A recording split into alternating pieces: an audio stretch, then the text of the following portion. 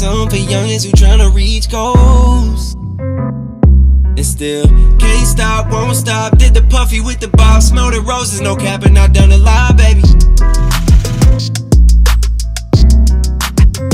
I had this exact talk with one of my young players, one of my best players, one of the kids who's been with me since he was 6 years old.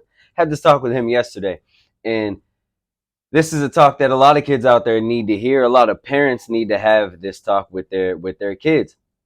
A lot of kids out there are flat out just babies. They're powders. They're soft. You know, like at any moment you could kind of tip the teapot over, and they want to cry and quit on you and become extremely frustrated. We even see kids all the time who literally just in a drill, just in 10 minutes in a shooting drill, never seen them before, brand new kid, missing shots or can't get the drill and literally cry tears, you know, just right then and there. Get so frustrated that they cry. And I think it goes without saying that that does not help development. It only hurts it. It doesn't allow you to get better or reach your true potential because you're so mentally frustrated you can't really focus. And some kids, I have seen some kids grow out of that. I have seen kids be like that at age 10, 11, 12, and by the time they kind of just mature and hit, 15, 16, it's completely gone. I've seen other kids who it sticks with them forever. You know, that's just who they are.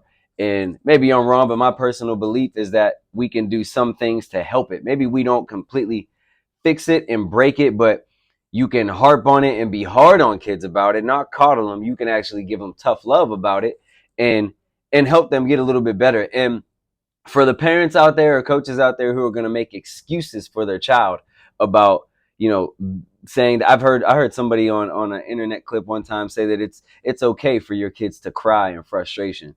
And doesn't mean that they're the worst kid ever or that they're completely doomed, but I don't believe that allowing it or accepting it necessarily makes things better. And so, and I'm going to jump all the way to the end game. When I was at the WVU practice the other day, and they're playing live in the drill, and Coach Huggins looks right at a kid after a play, and in front of 30 other men in that gym, and tells them to be a man. You know what I mean? Straight up looks him in the eye with a disgusted look and says, "Be a man." You know what I mean? And I think he was referring to a kid like snatching a rebound or something like that. But he's like, "Man up, be a man." And like I said, he's calling him out, giving him a dirty look, in front of all those his peers and in front of other men in that gym.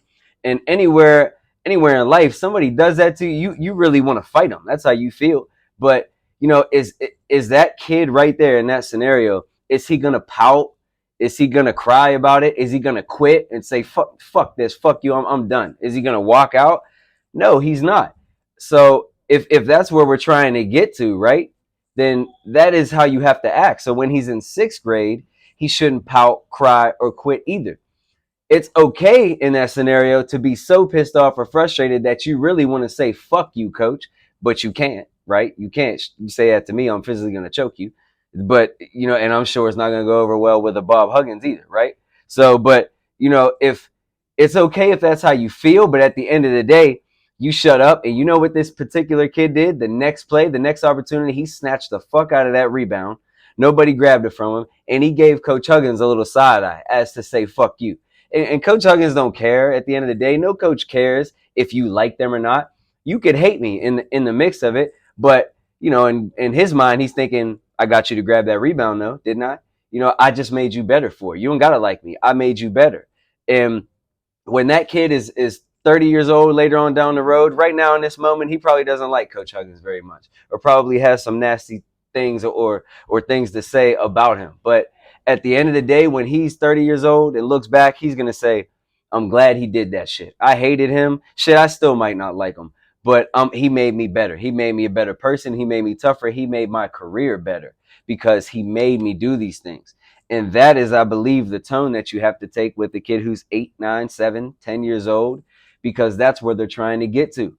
And you either, one, never going to get there because of those flaws, or when you do get there, you're going to crumble. You're not going to be that kid who was in that practice and did man up and snatch that rebound without anybody taking it from him 2 plays later. You'll maybe end up quitting and it'll be over for you. But there's going to come a point in time in your life where you look back and regret that shit. So as a parent, as a coach, as a mentor, as an advisor, you do not let kids get away with that stuff. You deal with it head on right there, just like Coach Huggins dealt with it with his player. Honestly, you don't have to like or subscribe to shit. I'm gonna keep putting these fuckers out either way.